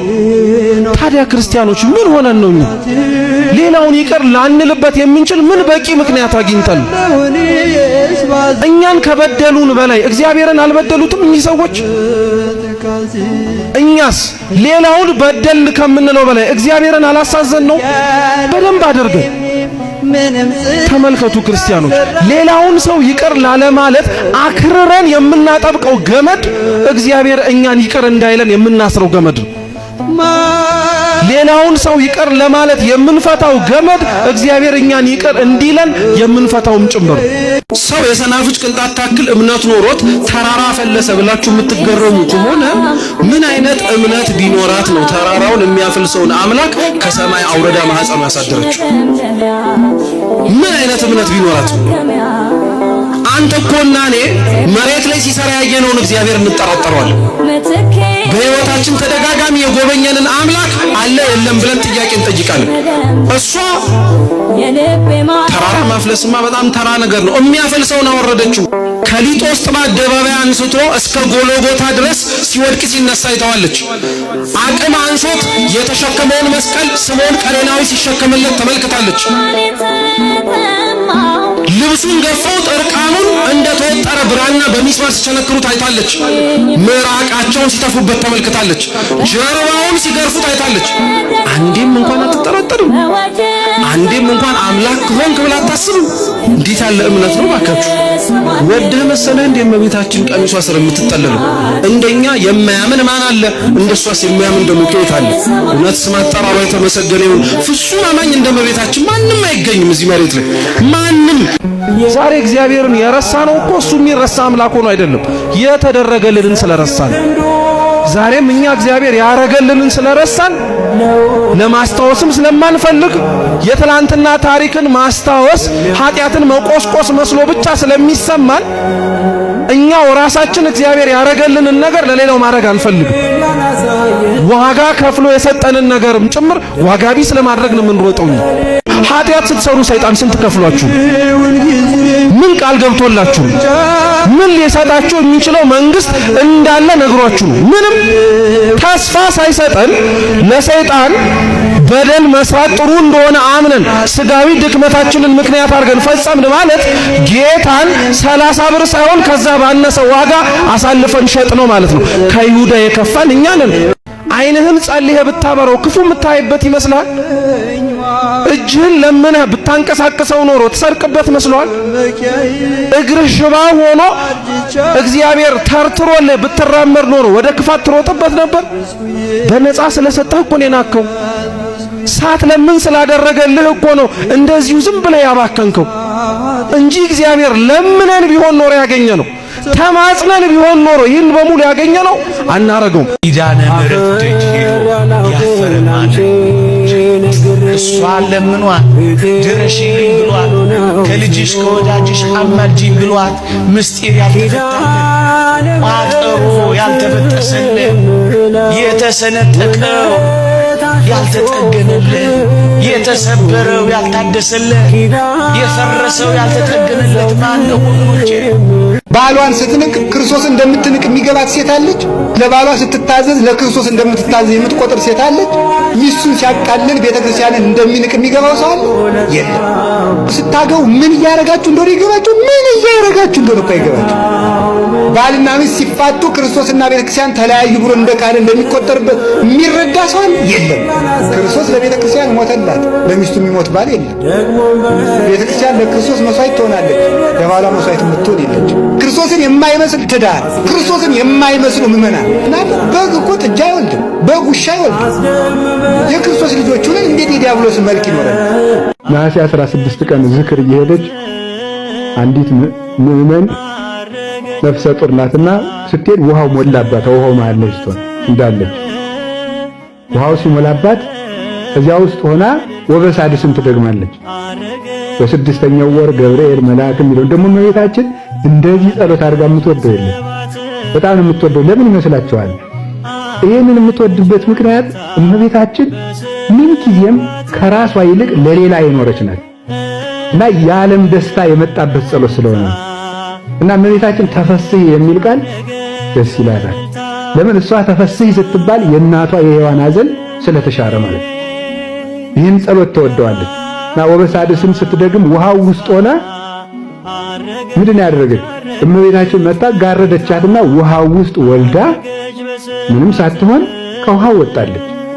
መንጦላዕት ስፌት እንተ ታስተጋብኦም ለማህይና ምዕመናንን የምትሰበስቢያቸው የምትጋርጃቸው ሰፊ መጋረጃ አንቺ ነሽ የተባለችው ለዚህ ከብዙ ነገር መጋረድ ትችላለች።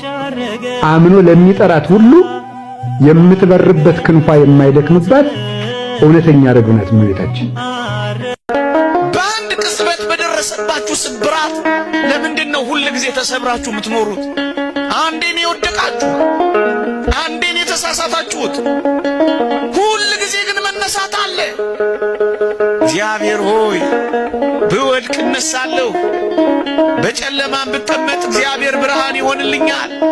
ጠላቴ ሆይ ደስ አይበልህ፣ ወደ ብርሃን ያወጣኛል፣ ጽድቅንማ ያለው ነው የሚለው ክርስቲያን ነቢዩ ነው ይህንን የተናገረው።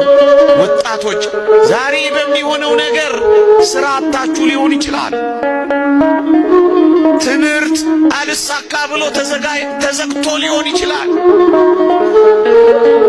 የምወዳቸውን እንዴት እጦራለሁ ብላችሁ ጭርምት ኩርምት ብላችሁ እያላዘናችሁ እያለቀሳችሁ ሊሆን ይችላል። እኔ ያልጠቀስኩት ብዙ ፈተና ሊኖራችሁ ይችላል። ይሄ ማለት ግን የነገ ህይወታችሁ ነው ማለት ግን አይደለም። ይሄ ማለት ግን ለዘላለም የተቆረጠላችሁ ህይወት ነው ማለት ግን አይደለም። በዚህ ቅጽበት ይልቅ ወደ እግዚአብሔር ጸጋ፣ ይልቅ ወደ እግዚአብሔር ምስጢር ነው እንጂ መድረስ ያለባችሁ። ልሙት በቃ ለምን ትላላችሁ? ገና በልጅነታችሁ በጀመረው ነገር የበስተርጅና ዘመናችሁንም ለምን ታበላሻላችሁ? የነገር ፍጻሜ ሌላ ሊሆን ይችላል፣ ደግሞም ይሆናል ከእግዚአብሔር ጋር ከሆነ። ከአራቱ ወንጌላውያን ደብረ ታቦር ላይ የነበረው ማን ነው? ዮሐንስ። በጣም የሚገርማቸው የታቦር ተራራ ታሪክ ዮሐንስ ወንጌል ላይ የለም። ሶስታችንን በሰል ያልነውን መርጦ ከደቀ መዛሙርቱ እንደው ደናዎቹ እኛ ብንሆን የምንለው ብዙ ታስብ ነው። ደናዎቹን ጌታ አየና አላት። ጭራሽ አላነሳውም። ዘጠኙን አስቀርቶ እኛን መርጦ የሚል ዮሐንስ ወንጌል ላይ የለም። ሶስቱ ወንጌላት ግን ላይ አለ። ዮሐንስን፣ ጴጥሮስን፣ ያዕቆብን ሶስቱን ይዞ ወጣ የሚለውን ተረባርበው ተሻምተው ጽፈው እኛ የሌለንበት ነገር ለምን ይጻፋል አላ። በጣም ይገርማሉ። ምን አይነት ቅድስና! ማቴዎስ ቀራጭ ነበረ የሚለው በወንጌል ላይ የምታገኙት ማቴዎስ ወንጌል ላይ ምን ማለት መሰላችሁ? ድሮ ኃጢአተኛ ነበረ የሚለውን ነገር ሌሎቹ ደቀ መዛሙርት ሊጽፉ አልፈለጉም። የቀደመ ሕይወቱን ጽፈው ማሸማቀቅ አልፈለጉም። እሱ ደግሞ እግዚአብሔር ያደረገለትን ምሕረት ማሳየት ፈልጓል። ስለዚህ ቀራጭ የነበርኩት ብሎ ደጋግሞ ጽፏል። ማቴዎስን ሁሉም ደበቁለት። ሐዋርያነት ማለት የወንድምን ኃጢአት ምን ማድረግ ነው? መሸፈን ነው። ይዋደዳሉ። ፍቅር የኃጢአትን ብዛት ይሸፍናል። ስትተኛ የሚቆም ስትዘረጋ የሚዘረጋ ማረኝ ስትል ማረው የሚል በጣም የሚወድህ መልአክ አለ ነው ሚካኤል። በአንድ ችግር ምክንያት የሰውን ማንነት መፈረጅ ማቆም አለብን። በአንድ ችግሩ ምክንያት ሰው ማንነቱ እንደዚህ ነው ብለን የራሳችን ምስል መፍጠር የለብንም። ሰው በአንድ ቀን ማንነቱ አይለካም። ሰው በአንድ ችግር ማንነቱ አይለካም። በአንድ ጥሩ ነገርም ማንነቱ አይለካም። አንድ ነገር ጥሩ ነው ማለት ሁሉ መልካም ነው ማለት አይደለም። ገብርኤልም እኮ ከእግዚአብሔር ፊት የሚቆም መልአክ መሆኑን ረሳችሁት እንዴ?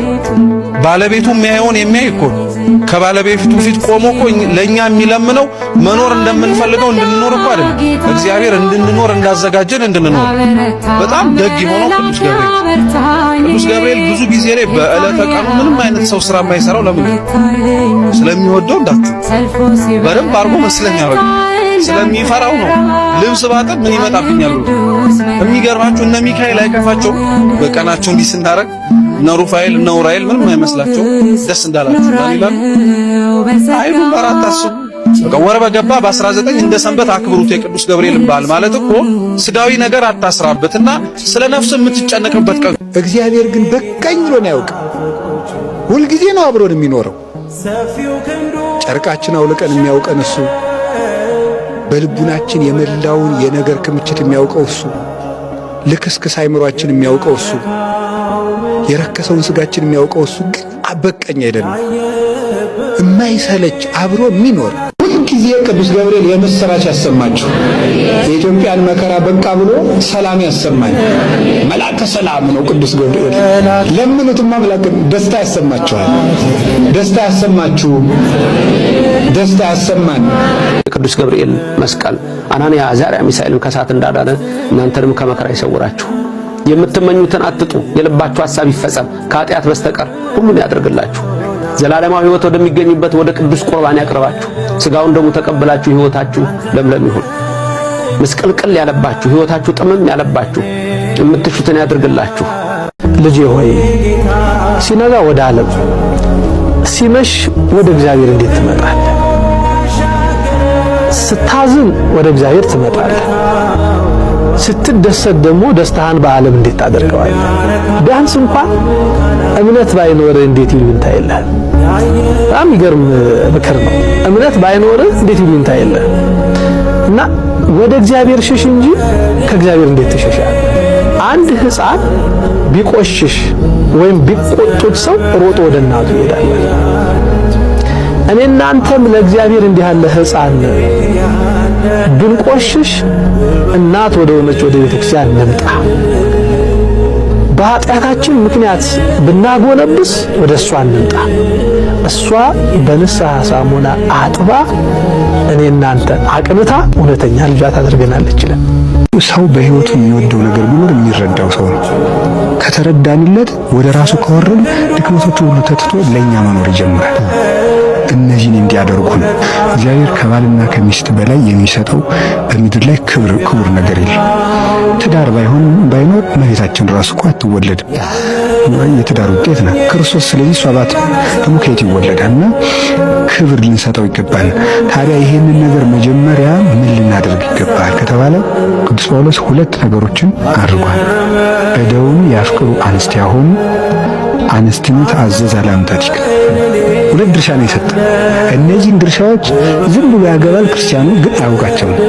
ሴቶች ወይ ለባሎቻችሁ ታዘዙ። ወንድ የሚፈልገው መታዘዝ ነው ማለት ነው። እሺ ባይ ቢሆን መሆንን ይፈልጋል። ያንን ሲያደርጉለት መግዛት እኮ ነው በራሱ እኮ። እሺ ምን ሰው ነው የሚገዛ? የሴት ልጅ ትክክለኛ መልኳ እሺ ነው። እሺ የምትለው ከሆነ ከዚህ በኋላ ሁሉም ነገር ባሪያ ሆኖ ልክ እዚህ በገመድ እንደሚጎተት በግ እንደፈለገች ማዘዝ ትችላለች ማለት ነው። ስለዚህ በከመ ቤተ ክርስቲያን ትትእዘዙ ለክርስቶስ ከመ አንስትን ተአዘዛ ለአንታቲክ። ቤተ ክርስቲያን ለክርስቶስ እንደምትታዘዝ ሴቶችም ለባሎቻችሁ ታዘዙ። አለመቸኮል፣ ደጋግሞ ማየት። ችኩልነት አገር ያጠፋል። መታገስ መልካም ነው። ለምሳሌ ሁላችሁ መታገስ ብዙ አይነት ነው። ለምሳሌ አንድ ችግር ተሸክመነው ኑረን መፍትሄ በምናገኝበት ቀን የማይረባ ውሳኔ ልንወስን እንችላለን። እስከ መጨረሻው መጽናት ነው።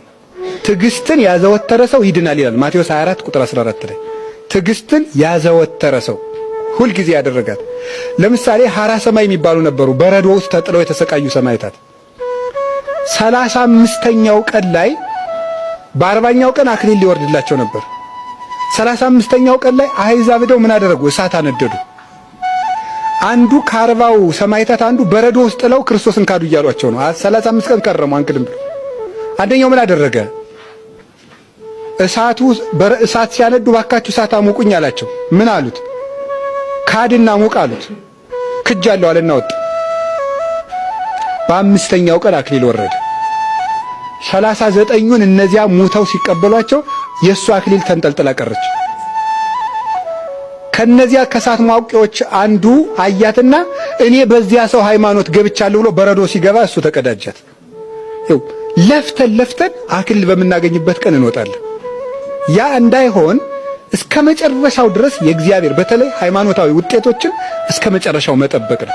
አቡነ ተክለ ሃይማኖት ቅስናቸውን ሰውረው እንጨት እየፈለጡ አባ በጸሎት ሚካኤል በቅተው ልጄ ወደ አገልግሎት ተመለስ፣ ቅዳሴ ቀድስ፣ ሰዓት አጥቁም፣ ከካህናት ጋር ዋል፣ ከባልንጀሮች ጋር ቢሏቸው አባቴ እኔ እንጨት መፍለጥ ነው የሚሻለኝ ለዚህ ተግባር አልበቃውም ብለው በቀን 40 ሸክም ይሸከማሉ፣ እንጨት ይፈልጣሉ።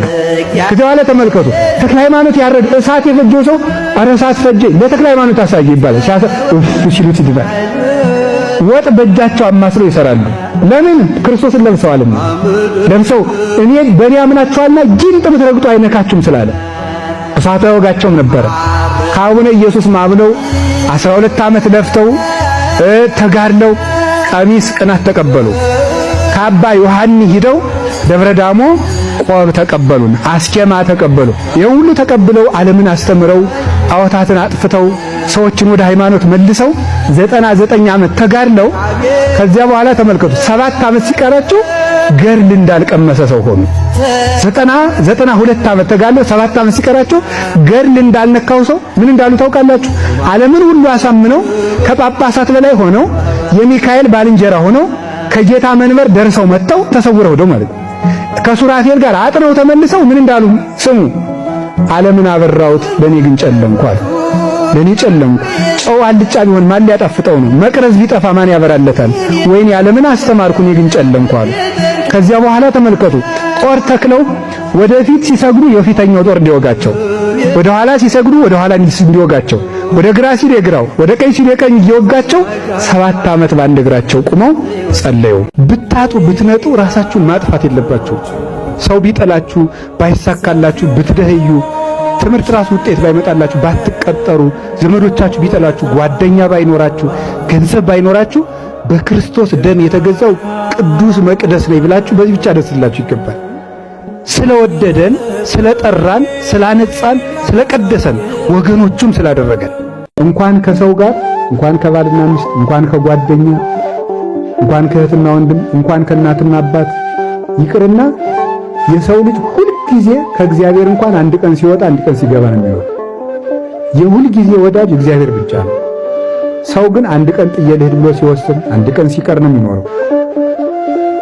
ሚስት ራሱ ባሏን እኮ እሱ ሳያውቅ ብዙ ቀን ፈታው ታውቅ ይሆናል። ብዙ ቀን ልፍታው እያለች በልቧ እንደገና የምትተው ብዙ ቀን ነው። ባል ብዙ ቀን ልፍታ ብሎ ለሷ ሳይነግራት ቀርቶ ሊሆን ይችላል። ሰው ብዙ ቀን ይወስናል፣ ብዙ ቀን ግን እግዚአብሔር ያፈርሳል። እግዚአብሔር ግን የሁል ጊዜ ወዳጅ፣ የታመነ ወዳጅ። ልንገራችሁ ሲሆን የሰው ስህተት አይታችሁ ለፉ። ካቃታችሁ ደግሞ የሰው ስህተት አትፈልጉ። የሰው ስህተት የሚፈልግ ሰው ስሙ እንዲህ ይባላል፣ እኩይ ፍልስጣ ይባላል። እኩይ ፍልስጣ ማለት ምን ማለት ነው? ጋኔን። እስቲ ጋኔን በሉ። ጋኔን መሆን ከፈለጋችሁ የሰዎችን ስህተት ፈልጉ። ፍቅር ይደከምለታል። እስከምን? እስከ ደም ድረስ። ፍቅር የሚደክሙለት እንጂ እየሰጡ የሚቀበሉት አይደለም። ፍቅር መስጠት እንጂ መቀበል አይደለም። ፍቅር በመስጠት እንጂ በመቀበል አይደሰትም። ፍቅር የራስን ደስታ መፈለግ አይደለም፣ ለሚወዱት ነገር መኖር ነው። ዙሪያው ገደል ሲሆንባችሁ ቤተክርስቲያን ብር ብላችሁ ይሉ የሚያስጨንቅ ነገር ወሬም ይሁን መከራ ስትሰሙ ቤተክርስቲያን ቀጥ ብላችሁ ሄዳችሁ እኔ የዓለም ብርሃን ነኝ፣ እኔን የሚከተል ሰው ጨለማን አያይም ብለሃል። ጌታዬ ኢየሱስ ክርስቶስ ሆይ ለልቤ ብርሃን ስጠው፣ የጨለማውን ሕይወቴን ግፈፍልኝ ብላችሁ 12 አቡነ ዘበሰማያት ደግማችሁ ብትሄዱ ግፈፍ ያደርግላችኋል። ክርስቶስ ብርሃን፣ ቃሉ አይታጠፍም። እሱ የሚፈልገው የሚያምነው ብቻ ነው። ስለዚህ በቸገረን ሰዓት በእርግጥም ብርሃናችን ክርስቶስ ነው። እግዚአብሔር 6 ነገርን ይጠላል። ሰውን ከፍ ዝቅ አድርጋ የምታይ ዓይን፣ ክፉ የምትሰማ ጆሮ፣ የሰው ደም የምታፈስ እጅ፣ ክፉ የምትሰማ ጆሮ፣ የሰው ደም የምታፈስ እጅ፣ ወደ ክፉ የምትሮጥ እግር፣ መጨረሻ ላይ ሰባተኛይቱን ይጠላታልና መጽሐፈ ምሳሌ ምዕራፍ 6 ላይ በወንድማማች መካከል ጠብን የምትዘራ ምላስ ይላል። ነገረ ሰሪን እግዚአብሔር ይጠላታል። በጣም ሳቂታ፣ በጣም ተጫዋች ሰዎች የመጨረሻ የሚያዝኑ ሰዎች ይመስላል። በጣም የተሰበሩ ሰዎች ይመስላል። የስብራትን ክፋት ስለሚያውቁ የልብን ህመም ስለሚያውቁ ሌላው ሰው እንደነሱ እንዳይታመኑ የሚያስቡት ነው። ውስጣቸው ቁስል ያለው እነሱ ናቸው። በጣም እንደው እንትና እሱ እኮ አይከፋውም የሚባል ሰው የለም። ሰው ምንም ብትያታ ምንም አይመስልም። በጣም የሚያዝኑ ሰዎች ይመስላል። ኃጢአትን ብትቆጣጠር ኑሮ በፊት ማን ይቆማል ያለ ዳዊት ይሄን ነው። ኃጢአትን ብትቆጥር በአንተ ፊት የሚቆም ማንም አይቆምም። ቸርነትን ነው የሚቆጥር እግዚአብሔር። ሰውን ለማዳን ተግቶ የሚሻ አምላክ መሆኑን የምታዩት ሰውን ለማዳን ወርቅ እፈልጋለሁ ቢል ኑሮ ወርቅ ስንት ሰው ይኖረዋል?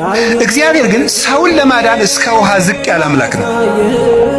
ቀዝቃዛ ውሃ የሰጠ ይድናል አለ። ምን ማለት መስላችሁ? እስከ ትንሹ ነገራችሁ ድረስ እናንተን ለማዳን እወርዳለሁ። ውሃ ማንም ሰው ሊያገኘው የሚችለው ነው። ሌላ መንፈሳዊ ትርጉም አለው። ውሃ የሰጠ የተባለ ይላል ቅዱስ ቄርሎስ። ሰው ምንም ነገር ቢሰጥ በእግዚአብሔር ዘንድ ውሃ ነው። አካልህን እንኳን ለእግዚአብሔር ቆራርጠ ለሰማዕትነት አሳልፈ ብትሰጥ ለእግዚአብሔር ግን ውሃ እንደመስጠት ነው። ምክንያቱም ያ አካል የራሱ ነው። እግዚአብሔር ደግሞ ላንተ ያደረገልህ ነገር ያንተ አካል ቢቆራረጥ እንኳን የማይመጥን ነው። ስለዚህ ለእግዚአብሔር ምንም ነገር ብንሰጥ ውሃ ነው። እግዚአብሔር የታመነ ረዳት ነው፣ የማይጠረጠር ወዳጅ፣ ስንለወጥ የማይለወጥ ሰኞ ንጹሕ ሆነዋል ልውደዳቸው፣ ማክሰኞ ረክሰዋል ልጥላቸው የማይል ደግ ወዳጅ፣ ሲወዱት የሚወድ ሲጠሉት የሚጠላ ወዳጅ ሞልቷል። እየጠላ ነው የሚወደን ግን እግዚአብሔር ነው። ሰው እርግጠኛው ነኝ መግራችሁ አብሮት ከሚኖረው ሰው ጋር ለአብሮት ለሚኖረው ሰው የማይነግረው ብዙ ቀን የነቀፈው ብዙ ቀን የጠላው ብዙ ቀን የተጸየፈው ብዙ ነገር አለ። የማይነግረው በልቡ የያዘው ያንን ምናልባት ቢተዋወቁ ኑሮ የሚያጣላ የሚያሳብድ የሚያገዳድል ሁላ እግዚአብሔር ግን ያን እያየ ዝም ይላል። አቤት ትዕግስት በእውነቱ ማለት የውሸት ሳቄን የምታውቀው አንተ፣ የውሸት ደስታዬን የምታውቀው አንተ፣ የውሸት ፈገግታዬን የምታውቀው አንተ። ሰዎች ስስቅ ፈገግ ስል ስደሰት ከልቤ ይመስላቸዋል። የልቤን የምታውቀው አንተ ብቻ ነህ። ራሴን የሰጠሁት ለአንተ ብቻ ነው። ሰዎች የልቤን ቢያውቁ ኖሮ መኖሬ ሁሉ ያስገርማቸው ነበር። እዚህ የደረስኩት የምኖረው አንተ ብቻ ስለምታውቀኝ ነው። አንተ ብቻ አውቀኝ አባት። ቅድስት አርሴማ በእሳት ውስጥ ተወርውራ ስትጨርስ አንበሳ ተወርውራ ገርፈዋት ደብድበዋ ሲጨርሱ ጌታዬ ኢየሱስ ክርስቶስ መከራህን ስላሳተፍከኝ አመሰግናለሁ። ከክርስቶስ ጋር የሞተ ዘሐመ ምስለ ክርስቶስ ይነግሣል ምስለ ክርስቶስ። ከክርስቶስ ጋር የታመመ ከክርስቶስ ጋር ይነግሣል። የማታገኘውን አትፈልግ፣ የማትጨርሰውን አትጀምር፣ የማታሸንፈውን አትጣላ፣ ድል የማትነሳውን አትከራከር፣ የማትወጣውን ባህር አትዋኝ አለችው።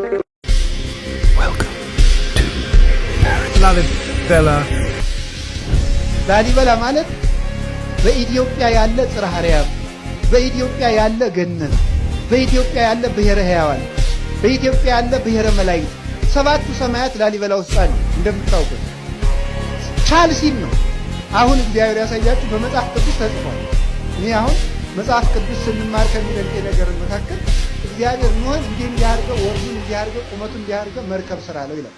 አሁን ለኔ ቢነግረኝ እንዴት አድርጌ ልገጣጥመው ነው ላለኝ ንጽሐ ነፍሷን እግዚአብሔርን መፍራቷን መልካምነቷን ደግነቷን እንጂ ሌላ ነገሯን አትመልከተው።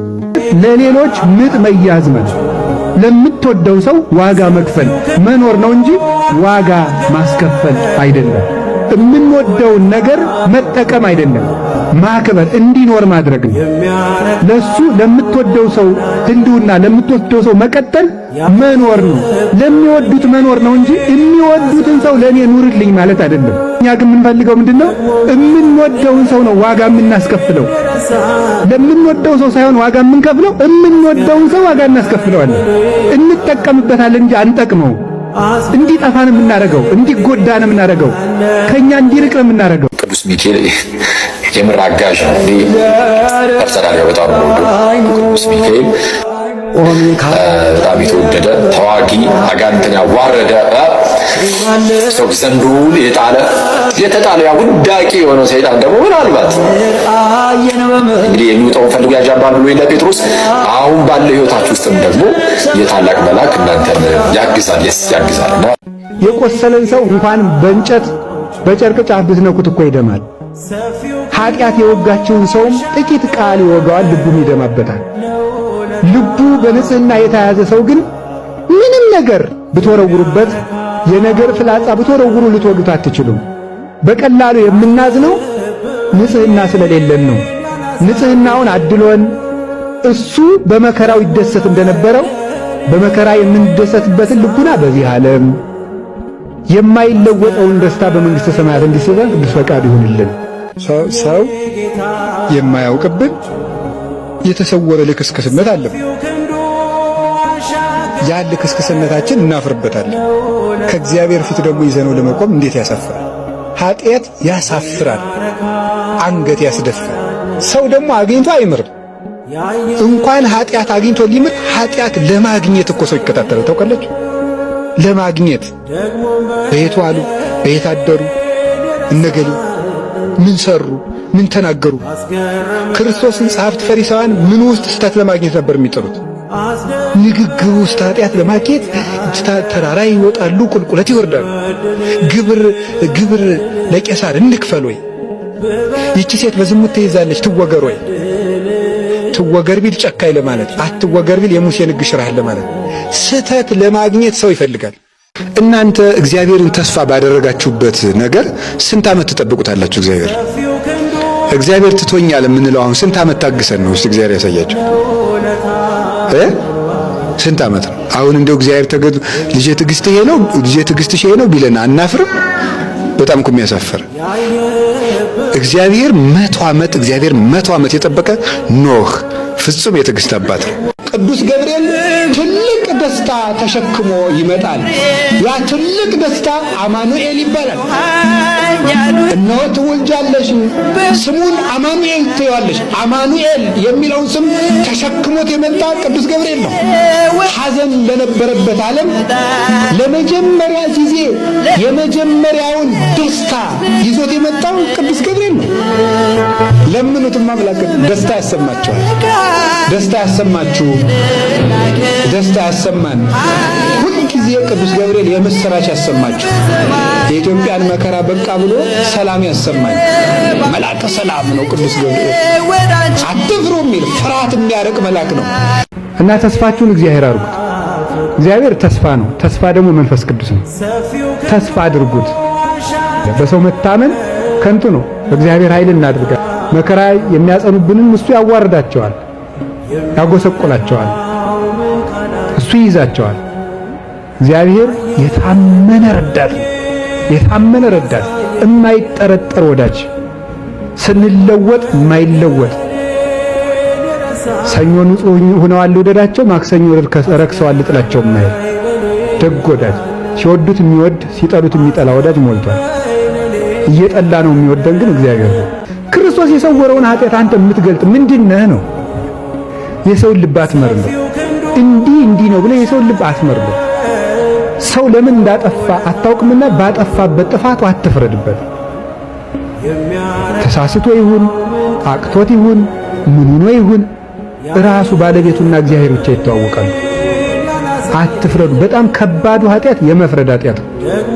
ሰውን ይመፍ አንተ እንደው አታፍርም? በስመ አብ ወወልድ ወመንፈስ ቅዱስ አሐዱ እንደው አንተ እንድታርጋለህ አይባል። ሰይጣን ያንን የፈረድንበትን ኃጢአት እኛ ላይ ነው የሚያሰፍረው። እግዚአብሔርም ረድኤቱን ይነሳል። እግዚአብሔርን ጠርቶ ያፈረ የለም። ስለዚህ በተስፋ ልባችሁን ጠብቁ። ተስፋ መንፈስ ቅዱስ ነው። መንፈስ ቅዱስን ተስፋ አድርጉት። ሰይጣን መጨረሻ ላይ ብሎ ተስፋችንን ነው የሚነጥቀው። ስንፍናን ያመጣና በስንፍና ኃጢአትን ያመጣና በኃጢአት ተስፋ መቁረጥን ያመጣና ተስፋ በመቁረጥ ደግሞ አውጥቶ ይጥለናል። የማይታየውን እግዚአብሔርን ተስፋ አድርጉ። አይናቸውን ወደ ላይ ስቀሉት። ተስፋ እንዴት እንደማያሳፍር ሁሉ ነገር ካለቀ በኋላ መጨረሻ ላይ ምርኩዝ የሚሆንን ተስፋ ነው። ልጅ በጎሰቆለ ቁጥር ጥላ የምትሄድ እናት አናውቅም። አጥባ የምትይዝ እናት ነው የምናውቀው። ሰው ባደፈ ቁጥር ጥሎ የሚሸሽ እግዚአብሔር የለንም። አንጽቶ ቀድሶ ልጅ የሚያደርግ አባት ነው ያለን። በግ ሲሰበር ጉድጓድ ወሩሮ የሚጥል እረኛ የለንም። በትከሻው ተሸክሞ ጠግኖ የሚይዝ ቸር እረኛ፣ ይልቁንም ለበጎቹ ራሱን አሳልፎ የሰጠ በጎ እረኛ ነው የምናውቀው። እሱ ነው ክርስቶስ እና ስለዚህ ሊተወን አይችልም። የሰው ችግር የሚሰማ ሰው እግዚአብሔር የእሱን ችግር ይሰማዋል። የጌዲዮን ልጅ ቁሞ ምንድን ነበር ያለ? ስምዖን ሰባ እስራኤል እግዚአብሔር ይስማይክሙ። የእስራኤል ሰዎች እኔን ስሙኝ እናንተንም እግዚአብሔር ምን ይበላችኋል? ይስማችኋል። ሰውን ስንሰማ እግዚአብሔር ይሰማል። ሰውን ዝም ብላችሁ ሳትፈርዱ፣ ወጉን ሳትተነትኑ፣ መልስ ሳታዘጋጁ ዝም ብላችሁ ጭንቀቱን ስሙት። ያ እኛንም የሚሰማ ሰው ይጥልልናል። መድኃኒዓለም የሰው ችግር መስማት። ስንወደው የሚወደን ሰው እናገኛለን። እየጠላ ነው የሚወደን አናገኝም። ስንወደው ነው የሚወደን ሰው ሁሉ። የሚወዷችሁንማ ብትወዱ ምን ትርፋላችሁ? ይህንማ ቀራጮች ሲያደርጉት የለም ምን ብሏል ጌታ? የሚወዷቸውን መውደድማ አሕዛብም ያደርጉታል። እናንተን ስላችኋለሁ ጠላቶቻችሁን ውደዱ፣ የሚረግሟችሁን መርቁ፣ ለሚያሳድዷችሁ ጸልዩላቸው። የሰማይ አባታችሁ ለክፎችም ለደጎችም ዝናምን ያዘንባል፣ ፀሐይን ያወጣልና ብሏል። አይነ ልቡናዬን አብራልኝ፣ የነፍሴን ገበያ ገብቼ ለመመለስ አብቃኝ። ጌታዬ ጆሮዬን ክፈትልኝ፣ ሸካራውን አንተ አለዝብልኝ፣ እንድሰማው አድርገኝ፣ ወደ አንተ ሳበኝ፣ እከተልሃለሁ፣ በረድኤትህ አቅርበኝ በል። እንዲህ ስንል እግዚአብሔር ልቡናችን ያበራዋል። እውነቴን እነግራለሁ፣ ሁላችን ኃጢአተኛ ብንሆን 1 4 5 ቅን ሰው አይጠፋም። ስለ እነዚያ ቅኖች የሚወርድ መንፈስ ቅዱስ የእኛንም ልብ ያበራል። በጋራ መሰብሰባችንም ለዚህ ነው እግዚአብሔር ልባችንን ያበራልን። ፈተና በመጣብን ጊዜ እግዚአብሔር እንደሚወዳችሁ ተመልከቱ። ራስቼ ስለኖርኩ የማስታውስበት መከራ ሰጠኝ ተብሎ ነው መስከረም። አንተን እንዳስታውስ የመጥሪያ ደብዳቤ ላክልኝ። መጽሐፍ ቅዱስን ደብዳቤ ጽፎ ላከ፣ ንስሐ አባት ላከ፣ መጽሐፍትን ጽፎ ላከ። በቅዳሴ ጠራን፣ በትምህርት ጠራን፣ በመዝሙር ጠራን። ወንድሞቻችን ሲመጡ በመከራ ጠራን፣ አልተመለስም። መጨረሻ ላይ ደግሞ የመከራ መልእክት ይልካል። እባካችሁ ኑ ነው። ለምኖ የሚያድን አምላክ እንደ እግዚአብሔር ያለ አለ? ለምኖ እኮ ነው የሚያድን። ተራራ የሚያፈልስ እምነት ቢኖረኝ ፍቅር ከሌለኝ ከንቱ ነኝ። አየህ፣ ከጸና ሃይማኖት ይልቅ ፍቅር ይበልጣል። ሃይማኖት ኑሮ ፍቅር ከሌለ በሃይማኖቱ አትድንበትም። ፍቅር ከሰማዕትነትም ይበልጣል። ወመኒ ወሀብኩ ኩሎ ሥጋዬ ለእውየተ እሳት። ተመልከቱ፣ ሥጋዬን እንኳን ለእሳት መቃጠል አሳልፌ ብሰጥ ፍቅር ከሌለኝ ምንም የምጠቀመው ነገር የለኝም። ወመኒ ወሀብኩ ኩሎ ንዋዬ ለምጽዋት፣ ገንዘቤ ሁሉ ለምጽዋት ብሰጥ ፍቅር ከሌለኝ ከንቱ ነው። ኮንቱ ከመከበሮ ዘይዘበት ወከመ ብርት ዘይነብ፣ እንደሚንሻሿ ጸናጽል እንደሚመታ ከበሮ። ፍቅር የሌለው ሰው አንገቱ እንደ ቀለበት እስከሚቀጥን ድረስ ቢሰግድ እንኳን ከለፋበት ስግደት የሚያተርፈው ነገር የለውም። ምንም መስዋዕት ቢያቀርብ ቤተ ክርስቲያን በዕንቁ በወርቅ ቢሰራ፣ ለምን ወርቅ አይኑን ግድግዳ አድርጎ ቤተ ክርስቲያን ለምን አይሰራ? ለምን ገዳም አይሰራ? ለምን አብነት ትምህርት ቤት አይሰጥም? ልጁን እንኳን ቢገብር ለምን አንገቱን ቆርጦ አይሰጥም? ፍቅር የሌለው ሰው ሰማዕት ቢሆን እንኳን አይሰጥም። ሰማዕት ሆኖ ቢሞት እንኳን ነው። ሁሉ ነገር ካለቀ በኋላ መጨረሻ ላይ ምርኩዝ የሚሆነን ተስፋ ነው። አንድ የምትወደድ ሰው ልንገራችሁ፣ ሶስና የምትባል ሰው መጽሐፍ ቅዱስ ላይ ያለች የአንድ ጥሩ ሰው ባለቤት ናት። እግዚአብሔርን የሚፈራ ባል አላት። እሷም እግዚአብሔርን የምትፈራ ሰው ናት። የአይሁድ መምህራን መጡና ምንድን ነው ያደረጓት? የአይሁድ መምህራን መጡና መልከኛ ናት፣ ሰውነቷን ከአትክልት ቦታ ገብታ ስትታጠብ አይተው የማይገባ ጥያቄ ይጠይቋታል። ደናዋል ብለው ተለያይተው ያም ያኛው ቤቱን ሄዷል ብሎ ሲመጣ ያኛውም ደግሞ ቤቱን ሄዷል ብሎ ሲመጣ ተገናኙ። አይ እንግዲህ ተማክረን ፈቃዳችንን እንፈጽም ብሎ ሳፍሩ ለሁለት ይጠይቋታል። ይሄ ነገር ሀፍረት ነው። እኔ እግዚአብሔር የሰጠኝ ባል አለኝ ትላቸዋለች። አይሆንም ብለው እምቢ አሏት።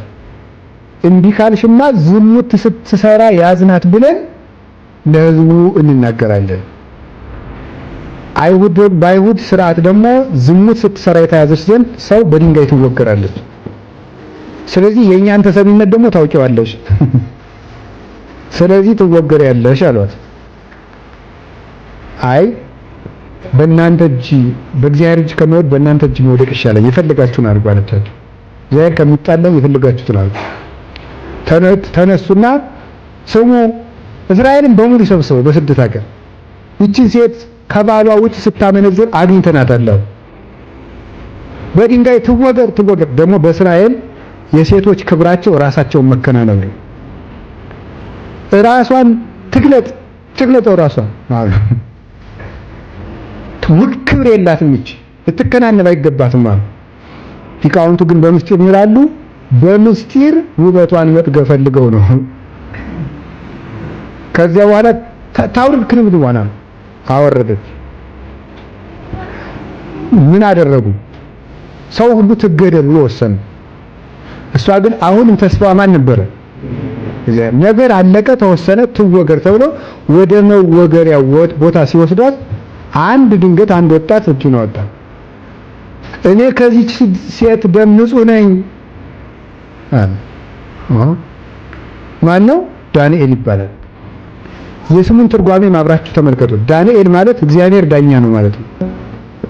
እቺ ሰው ፈራጅ አልነበራትም። ሰው ሁሉ ሊገላት ከጨረሰ በኋላ የቀራት ዳኛ ማን ነበር? እግዚአብሔር ቀርቷት ነበር። ሁሉ ወስኗል፣ እግዚአብሔር ግን ነበረ።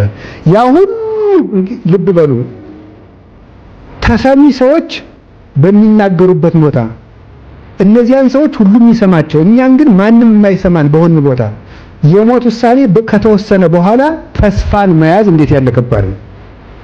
ተስፋ ግን አያሳፍርም። ዳንኤልን አስነሳ።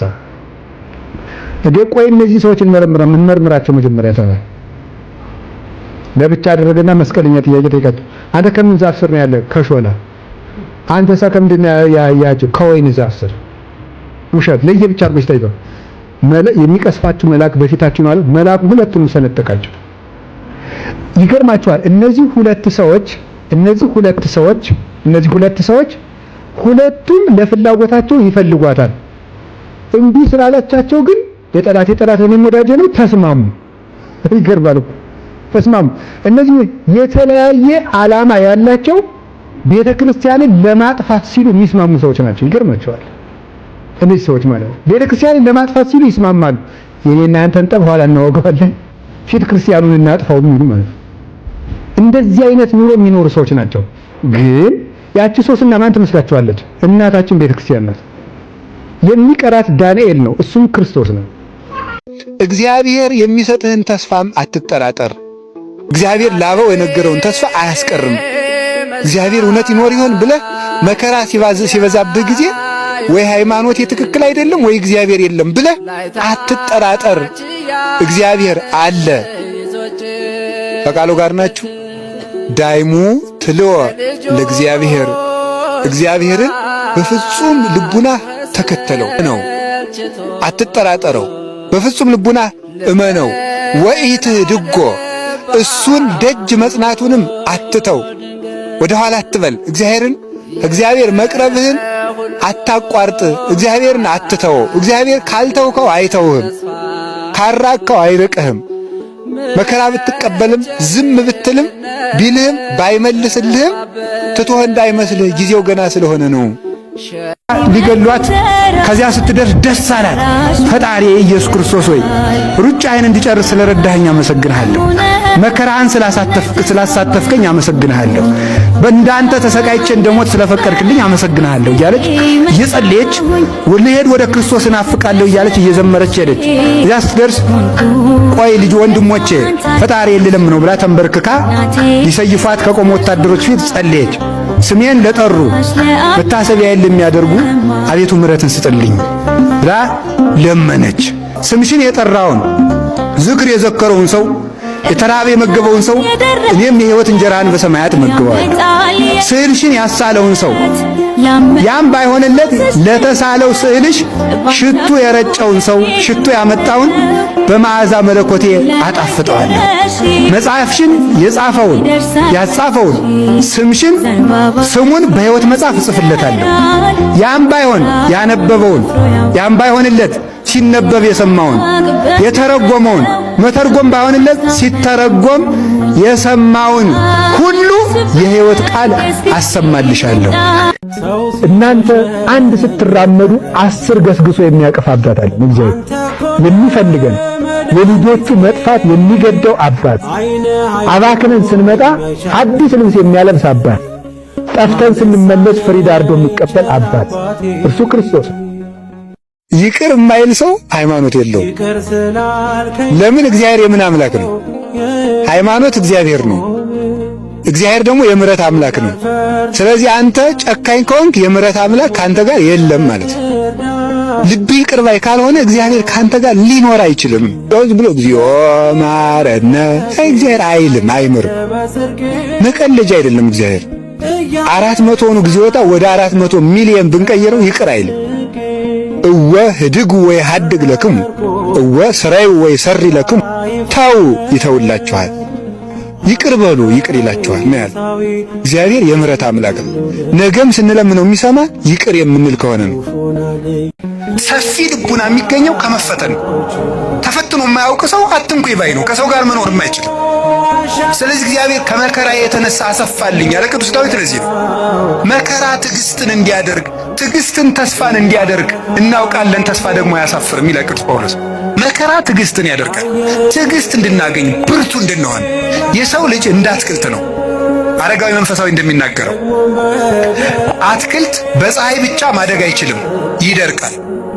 በዝናብ ብቻ ማደግ አይችልም፣ ሽባ ይሆናል።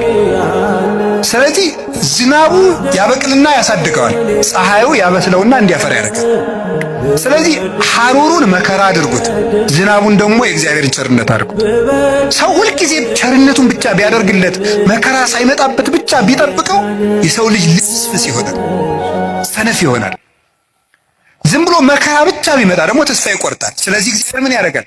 ሰው አትክልት ነውና አትክልቱን ለማሳደግ ከመከራውም ጥቂት ጥበቃውንም ሳያቋርጥ ሁለቱንም እንዲፈራረቁ ያደርጋል። ሰው እንደፈለገው ያስብ፣ እንደፈለገ ማሰብ ይችላል። ብቻ ልንገራችሁ፣ ሰዎች ስለገመቱን የሚበላሽ ማንነት የለም አለ። እግዚአብሔር ብቻ የሚያውቀው ማንነታችን ላይ ነው መጨነቅ። እግዚአብሔር የሚያውቀው ማንነታችን ላይ እንጨነቅ፣ እንስራበት። ሰዎች ስለሚሉት ጉዳይ ግን ሰዎች አሉም አላሉም የሚፈጠርም የሚጨመርም የሚቀነስም ማንነትም ክብርም የለም። እንደዚህ ብሎ ማሰብ ሰው እንደመሰለው ያስባል። እንደመሰለው ነው የሚያስበው። ወሬ ሰምቶ ያስባል፣ እንደለመደው ያስባል፣ እንደ ቀድሞ ዕውቀቱ ያስባል፣ በመንፈሳዊ መጠኑ ልክ ያስባል፣ በእድሜው ልክ ያስባል። ሰው እንዳቅሙ ነው የሚያስበው።